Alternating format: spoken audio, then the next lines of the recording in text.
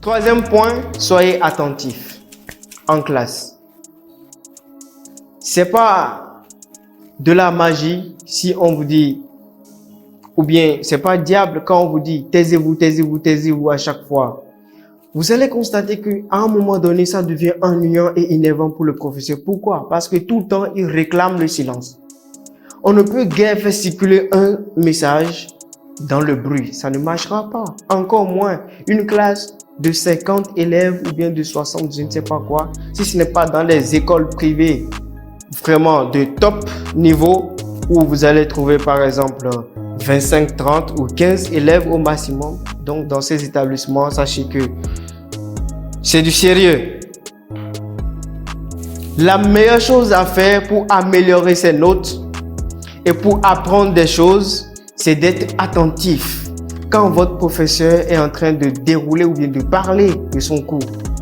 Lorsque vous êtes distrait, vous manquez des informations importantes et vous aurez plus de mal à comprendre le cours ou à faire vos devoirs. Ça, c'est sûr. Les brebis galeux se trouvent toujours dans l'assemblée. Et ces gens-là, souvent, vous allez les constater, ils se mettent derrière, juste pour perturber. Parce qu'il y a deux différentes sortes d'élèves. Ceux qui veulent suivre, donc ceux qui sont là réellement, présents, corps et âme, ils sont devant. Donc, je veux dire, partiellement, ceux qui sont au milieu, c'est pour avoir un escale entre ceux qui suivent et ceux qui ne font rien. Ils sont là, mais pas d'esprit, de corps. Donc, évitez cela, soyez attentifs. Le quatrième point, c'est quoi? Prenez des notes. Faites toujours des écoutes actives, non passives. Pourquoi? Parce que quelqu'un qui fait une écoute active, c'est-à-dire quoi? Au moment où le professeur est en train de parler, de dérouler son cours, lui, il est là, il écoute, il suit, mais en même temps, il prend son carnet, son bloc-notes avec son stylo ou crayon et il note encore certains éléments. Peut-être, dans quelques minutes, pourront l'échapper. Il note pour ne pas l'oublier. Et moi, comme ça, j'ai un professeur en classe. J'avais un professeur comme ça, en marketing. Lui, quand il fait son cours, vous n'avez pas le droit de parler, sinon, vous sortez de la classe. Et c'est la bonne formule, hein. Il a l'habitude toujours de le dire. Les phases d'explication, c'est véritablement la vraie partie du cours. Si vous manquez ça, vous avez raté votre journée. Ces explications, en réalité, c'est le cours. Mais le cours qu'il vous fait dicter, c'est rien. Je ne sais pas si vous comprenez. Donc, si vous comprenez bien l'explication du professeur, vous avez tout. Vous avez la clé. Vous avez le thème du jour. Vous avez la leçon du jour. Vous avez l'examen du jour et le devoir du jour. Il n'y a pas cet exercice qui portera sur la notion du jour que vous n'allez pas faire. Il peut être difficile, comme on le dit, de savoir prendre des notes parce que c'est pas donné aussi à n'importe qui si vous n'êtes pas habitué ou du moins de le faire bien. Mais cela vous permettra d'apprendre vos leçons et de réviser plus facilement. Donc vos notes s'amélioreront et vous aurez une meilleure moyenne. D'habitude, les premiers, c'est ce qu'ils font. Vous allez les voir souvent avec leur carnet et crayon ou stylo en main, en train de griffonner des images, des petits trucs. Attention, ce n'est pas de simples images. Ils sont en train d'apprendre comme ça. Souvenez-vous simplement que vous n'avez pas besoin d'écrire tout ce que dit le professeur en classe. Parce que vous achetez des cahiers, des fournitures, oui, mais c'est pas évident de tout remplir les pages, les lignes qui se trouvent dans ce cahier-là. Moi, je préfère que vous remplissez votre tête que le cahier. Après tout, vous allez jeter le cahier après, une fois chez vous à la maison. Et d'ailleurs, c'est ça ce que beaucoup d'élèves font. Une fois arrivé à la maison, bon voilà, on jette le sac à gauche, à droite ou bien n'importe où. et on part jouer au ballon. Une fois la fatigue en place, voilà, on se couche et demain, vous n'avez rien préparé pour la journée de demain. Une fois à l'école, on vous dit devoir surprise et on commence par gratter la tête. Ou on commence par chuchoter à gauche, à droite, c'est pour tricher. Et là, c'est nocif pour vous, c'est pas du tout bien. Vous n'honorez pas vos parents en faisant ça. Écrivez seulement les choses importantes dans vos cahiers, ce que vous savez que vous aurez du mal à retenir. C'est ça ce qu'il faut mettre dans les cahiers. Pour ne pas être trop long, le 5e point, rendez vos devoirs à temps et appliquez-vous correctement. Même si vous n'avez pas de très bonnes notes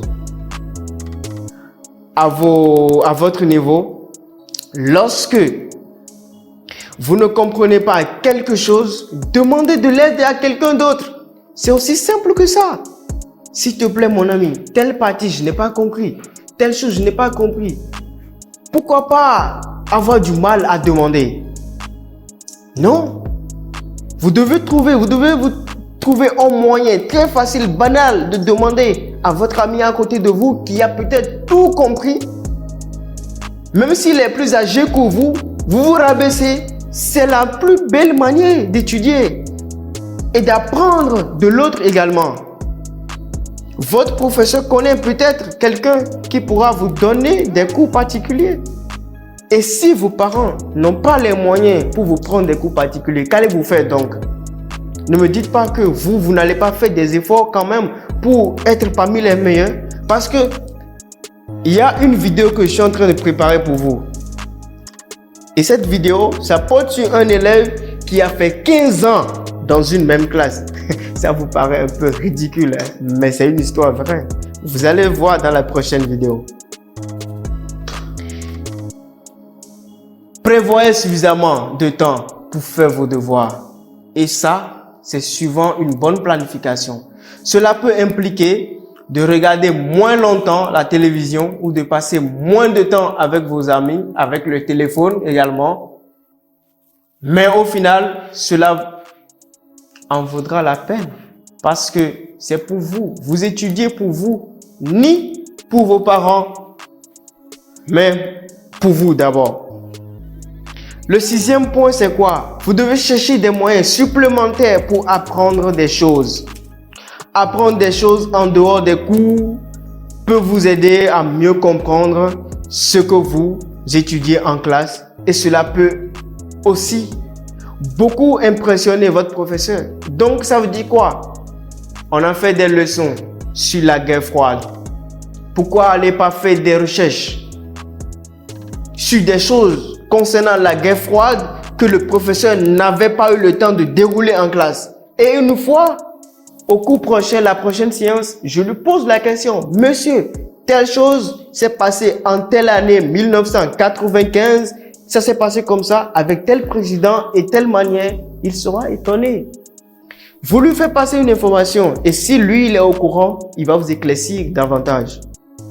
Mais si également lui, il n'avait pas les données nécessaires pour ça, il va vous dire, écoutez, je vais me renseigner, je vais aller me documenter pour vous revenir après à la prochaine cours. Mais c'est simple.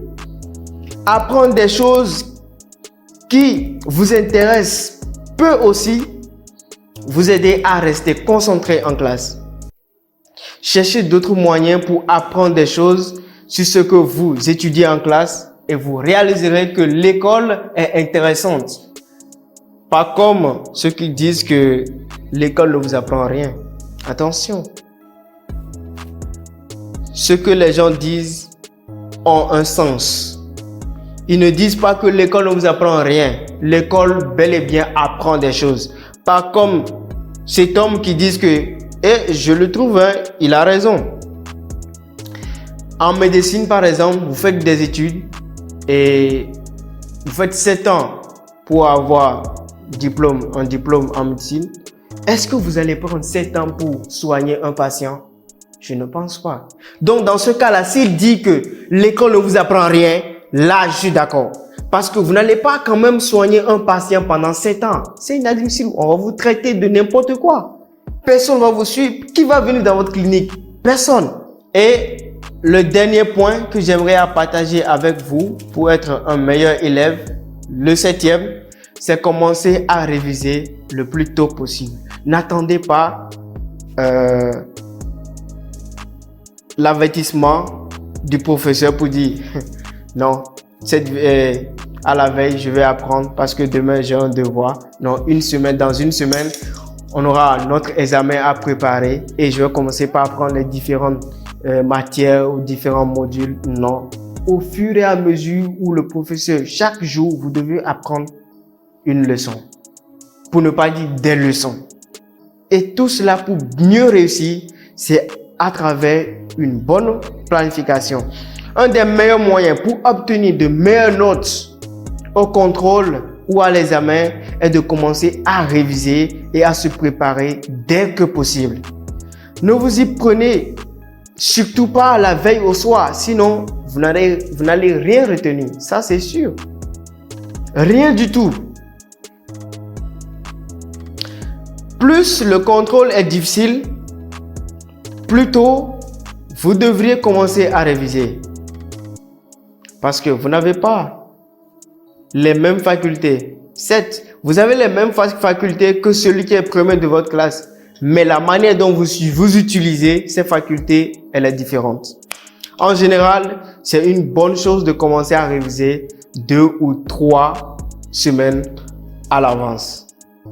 Donc, je prépare bien mon devoir surprise avant que le professeur me surprenne en classe. Je prépare déjà, si mon examen c'est dans 4 mois, je ne commence pas déjà à me préparer. Donc, j'avise déjà mes frères et sœurs qui devront passer leur baccalauréat d'ici peu de temps. Nous sommes à la fin de l'échéance. Mettez le paquet possible. Après vous, ce sera le BFM. Mettez le paquet possible dès que possible. N'attendez pas la veille, une semaine de votre examen pour dire que oui, il y a telle chose que je n'ai pas compris en mathématiques ou bien en philosophie. Et c'est en ce moment-là qu'on va commencer par téléphoner le professeur de philosophie. Et si lui, il vous dit quelque chose encore que vous ne comprenez même pas ou bien qu'il va vous renvoyer vers les premières leçons, qu'allez-vous faire donc? Vous serez embrouillé.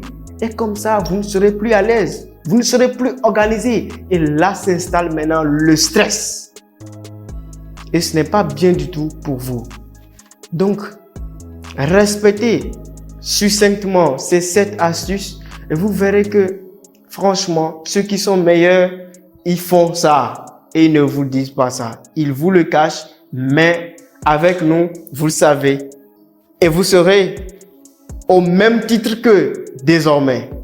Allez, si la vidéo vous a plu du moins, je vous prie de vous abonner et de surtout signaler en commentaire ce que vous avez remarqué. Si ça ne va pas, nous allons corriger pour vous et à la prochaine vidéo.